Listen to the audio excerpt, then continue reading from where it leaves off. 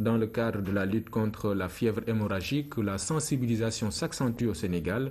Et puisque prévenir vaut mieux que guérir, le SNEPS est à pied d'œuvre sur toute l'étendue du territoire. Sa caravane a fait halte à Kaolack, ville carrefour et de transit de milliers de voyageurs. Cette caravane vient en complément des actions menées par les personnels locaux. Oumar Diaw. Face à une maladie qui trouble le sommeil du monde et contre laquelle il n'existe aucun remède, la bonne vieille prévention fait encore recette. Sur les routes du Sénégal, la caravane du SNEPS avance. Elle a bivouaqué à Kaolack. Un carrefour national et international qui est à la base de la majeure partie des transits donc au niveau du pays. Donc il est important que les populations soient sensibilisées et même les routiers donc, qui passent par Kaolack. Les marchés de la capitale du Saloum et les gares routières ont reçu la visite des agents du SNEPS. Menus de support audio et de prospectus, ils ont expliqué dans les détails la conduite à tenir pour éviter les maladies en général et la fièvre hémorragique en particulier. Cette caravane a permis aux populations encore de sentir que la vigilance doit être de rigueur et que les mesures de prévention doivent continuer à se vivre dans les maisons et que les populations doivent changer de comportement pour que le virus n'ait pas de porte d'entrée pour arriver chez nous au Sénégal. Sur le terrain, au quotidien, les équipes médicales régionales font preuve de pédagogie active. Les recommandations que nous faisons, c'est d'appliquer les mesures de prévention, de se laver les mains, d'éviter donc tout contact avec une personne qui est suspecte d'Ebola. Et encore, donc, comme mesure, c'est de pouvoir signaler aux autorités sanitaires également toute personne suspecte. Le respect des mesures élémentaires d'hygiène peut protéger les populations des maladies.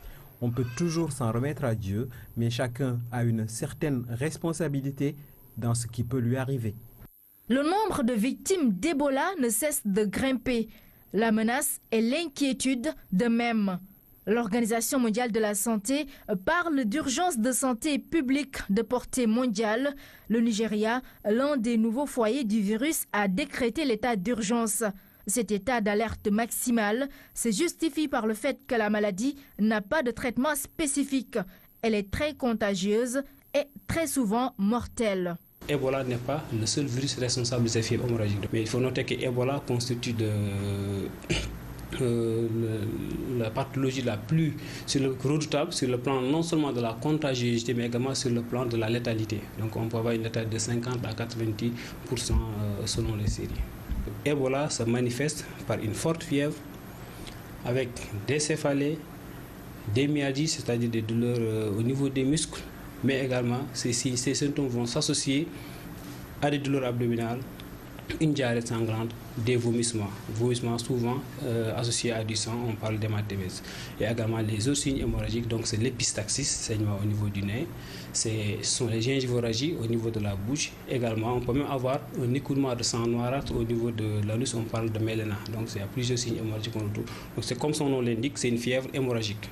Voilà une idée générale de l'aspect clinique de cette maladie très grave dont l'origine exacte reste à déterminer.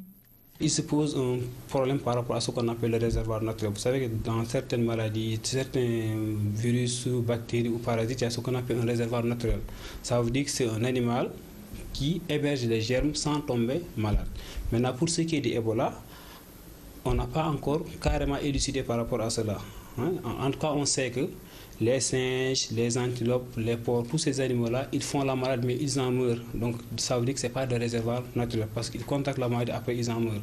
Mais les gens sont en train maintenant de se poser des questions par rapport à la chauve-souris. Il y a ce qu'on appelle des chauves-souris frugivores qu'on retrouve dans les forêts, en tout cas c'est surtout dans les grandes forêts qui se nourrissent de fruits, qui ont été incriminés comme pouvant être un réservoir naturel par rapport au virus Ebola. Même si la connaissance de la maladie reste incertaine, la menace, elle, est réelle, même chez les personnels soignants. Ils ont rarement été confrontés à une telle situation en pratique. Nous avons formé le personnel qui n'avait jamais eu de cours sur Ebola, parce que ce n'est pas une maladie qui est enseignée, puisque c'est une épidémie tellement rare qu'on la met dans le cadre des maladies hémorragiques. Et puis bon, après on n'y pense plus. Donc il fallait recycler, mais surtout former le personnel de santé. Et la formation du personnel de santé au complet, dont le service d'hygiène, pour pouvoir régler les problèmes d'hygiène et d'enterrement au cas où. De quoi mieux outiller les professionnels de la santé en plus des autres dispositifs mis en place pour parer à toute éventualité. La clinique des maladies infectieuses de l'hôpital de Fann est un élément important de ce dispositif. Mais pour le moment, on peut dire qu'on est prêt quand même, parce que par rapport à la structure d'isolement, il y avait eu quelques travaux qu'il y avait au niveau de cette structure, mais actuellement on peut dire que les travaux sont finis. Donc ça c'est l'équipement de protection individuelle, donc en tout cas ça couvre tout le corps, en plus des combinaisons, ce qu'on appelle des surbottes, donc ça également on doit le mettre. Donc ce sont des surbottes. Vous verrez que dans d'autres kits, il y a plusieurs types de kits. Dans d'autres combinaisons, on a des bottes carrément. Je ne sais pas si vous voyez les bottes en plastique qu'on met pendant l'hivernage là. Donc ce sont des bottes qu'on peut réutiliser. Mais ça, c'est à usage unique et il faut jeter. Mais vous verrez que dans d'autres pays, ils ont d'autres bottes et autres. Donc ça, c'est des surbottes qu'on doit mettre également. En plus de la combinaison. Alors, ça, c'est un tablier. Tout ça, c'est pour... J'ai dit qu'il n'y a pas de risque zéro, mais il faut toujours tout faire pour diminuer le risque. Donc c'est un tablier qu'on doit, après avoir mis, vous avez vu les techniques, après avoir mis la combinaison, il faudra également mettre le tablier. C'est le tablier qui fait partie du kit, il faudra mettre le tablier. Alors en plus de ce tablier, vraiment pour la protection du visage, nous avons les lunettes. Donc ce sont des lunettes qui peuvent être utilisées parce qu'en caoutchouc, on peut toujours désinfecter. Parce que tout ça, ça permet d'éviter le contact en matière de transmission, le contact avec les muqueuses, que ce soit les muqueuses conjonctivales, au niveau de la bouche, au niveau des narines, ça augmente le risque. Donc c'est pourquoi il faut tout faire pour éviter le contact avec ces différentes muqueuses-là. Parce qu'au niveau du muqueuse, on peut avoir des lésions sans s'en rendre compte. Donc c'est pourquoi il est important de se protéger les yeux, parce qu'il y a un risque de projection du liquide, donc il faut se protéger les yeux. Également le masque. Le masque donc, qui va permettre de protéger la bouche et les narines. Donc tout ça, ça fait partie de l'équipement.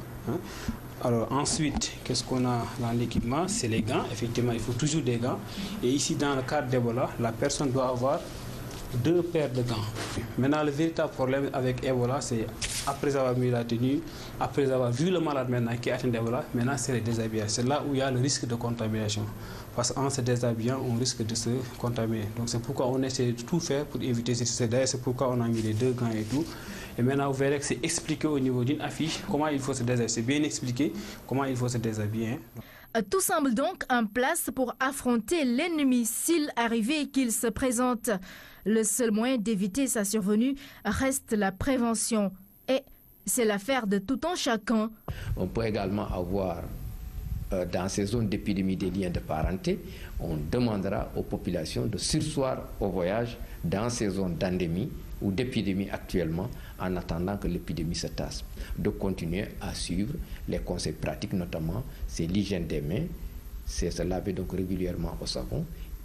Le respect de ces mesures d'hygiène concerne toutes les communautés, mais aussi les personnels soignants. Cela doit être d'ailleurs des habitudes de tous les jours et être renforcé en cette période de grande menace.